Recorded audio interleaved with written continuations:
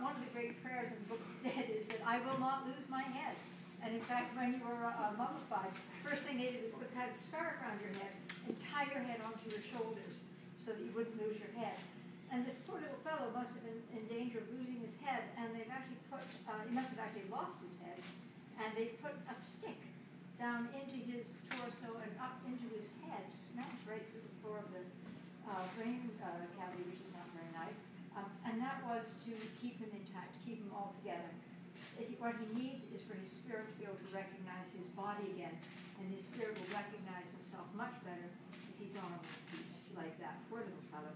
We still don't know what he died of, and if you look at him, you know, he's a very fat little baby. He's got all kinds of chubbiness, or did. I keep thinking of his poor mom who had this lovely chubby little baby and thought, well, this one's going to make it. And then something happened, and he must have died quite suddenly because he didn't even have time to lose all his chubbiness, poor little guy. So that's one little fellow. And this little fellow is the fellow who's really all messed up, the one that Rob thinks was lifted out of the grave like that. But someone tried to make it up to him by giving him this very nice little painted cloth. And it's very much folk art. But there's the god Anubis, the jackal-headed god that all of the kids like. And he is holding up this person who is in fact the dead child.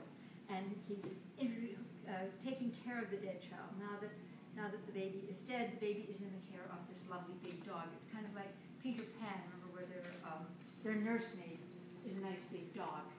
And that's what Anubis is. He's this lovely big dog who meets you when you cross over to the next life.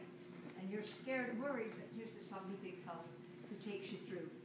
I always think of him as a sort of German Shepherd lab mix, but I don't think that's really what he could do.